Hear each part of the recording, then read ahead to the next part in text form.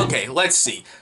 In between Rumble, Infinite, Paranormal Activity, Next of Kin, I think Paramount Plus is just nailing exclusive movies on the service on why those three films should not be the reason you get a Paramount Plus subscription. And now we have a brand new movie I didn't even know anything about. I didn't even hear about it. I saw no ads or trailers. I was just browsing Paramount Plus and saw this movie, read the premise, and decided to waste more than 90 minutes of my time since I thought this was a decent premise. Written by Mark Klein and directed by Ari Poston comes a brand new rom-com called The In-Between, starring Joey King and Kyle Allen. Wait, where have I heard of their names before? Oh right, they both starred in awful romantic comedies made for teenagers and middle-aged moms. Before I get hate for saying this by someone, I guess, who cares enough, these two are good actors. I've seen them in good stuff. But I hated the map to everything, and I just walked in on my mom watching the Kissing Booth 3 for the infamous Mario Kart scene that brought cringe to a whole new level. I guess if I watched the trailer, I would know beforehand if this was going to be my thing or not, and it's not. But I'm kind of glad I watched it. This is one of those awful movies that isn't painful to sit through, but it's so stupid, I don't think the filmmakers realize how stupid this movie is. With that said, though, what's the in-between about? I mean, I could say the plot, but that would risk the enjoyment of going into this blind and finding out how dumb it is for yourself. So the movie follows teen adolescent and aspiring photographer Tessa, played by Joey King, following her survival of a car crash I don't fully understand, which is the driver who hits her never comes into the story. I'm pretty sure he doesn't get charged for manslaughter. While Tessa survives, her boyfriend Skylar, played by Kyle Allen, dies. Tessa becomes depressed from this, but soon enough, signs show that Kyle's spirit might still be with Tessa or something. I thought at first this was kind of a decent idea for a movie until 20 minutes in, it clicked for me when Tessa talks to an old black woman who tells her that the dead love has unfinished business, and I was like, oh yeah, ghost. She actually explains to her that Kyle might be stuck in the in-between, which is a quirky way of saying limbo. In fact, the way she suggests Tessa to learn more about this is by giving Tessa her own written book, and the way she talks about it makes it feel like she's manipulating her grief, even though I know that's not what it is.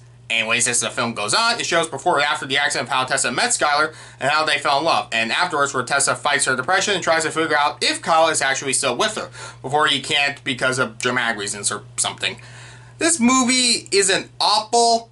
I mean, I feel like I said this was an awful movie, but I wouldn't go that far. It's just really dumb. I think the filmmakers thought they were making a real emotional love story when it's just another teen rom-com to me. One with a PG-13 sex scene of course, so it seems more adult for teenagers, I guess. Well, I'm a teenager. Shocking, I know. And it's, not so sorry. Anyways, the movie itself is fine on paper, I guess. I mean, this honestly felt like a novel I read on Wattpad, rather than the original idea adults make concerning the main characters. While near do a bad performance, it just doesn't make the characters work. Tessa is supposed to be that shy, quirky girl that doesn't like to open up about her feelings, while Joey King is really trying emotionally, like she is giving it her all. I just didn't see past her as a real character, just a performance. But that could be due to the dialogue, and I'll get into that in a bit. Kyle Allen's character, Skylar, is written to be so perfect, it might give you eye rolls on how unrealistic his character is. And I'm not saying people don't exist like this, and there's nothing wrong with it, but Tessa's boyfriend is a ripped jock who speaks French and Italian, watches foreign films, is a lifeguard, and got into an Ivy League college. He has no flaws other than, I guess, making a dumb choice once in a while because quirky. Other characters are written terribly, specifically Tessa's foster parents say 90% of the movie the wrong things to Tessa. Well, I feel like the film thinks it was the right thing. None of the acting is bad, the movie is well shot, it does look nice. But that leads into my problems with the story. First off, the two main characters meet watching a 3-hour-long foreign film from the 80s called Betty Blue, which kind of ties into a plot, but it presents it like the audience for this movie knows what it is, which they kind of spoil and talk about how all the best love stories end with tragedy or something. Get it? There are so many dumb lines or ironic statements about how Skylar has a bright future, while the audience knows already in the present he's dead. The movie's dialogue is so cheesy and corny. Here are out of context lines to act as an example. Warning, I might paraphrase a couple, so let's see if you care enough to correct me if you've seen the movie. You said he was cute. Emojis are cute. Jocks don't speak French or Italian. If you protect yourself from the lows, you'll miss the highs. And my favorite stupid line was, I want a dead boyfriend too. They never give a good idea of how Skylar as a ghost works. I remember in Ghost, Patrick Swayze learned what it's like to be a ghost and how he can use it to talk to Demi Moore again. But here, I have no idea with his unclear powers why he can't finish his unfinished business in a few minutes. The ghost present isn't even that clever. I like kind of how the ghost ties into Tessa's love for photography. That was a good use of character and made me think this movie was kind of smart. Until there's a scene where Tessa is taking her SAT and her phone and everyone else's starts playing the song she and Skylar heard on the radio by accident, which I could criticize for how inaccurate the SAT is for students who actually have their cell phones on with them during a test, since, when I took my SAT, I gave it to the teacher and I had to turn it off.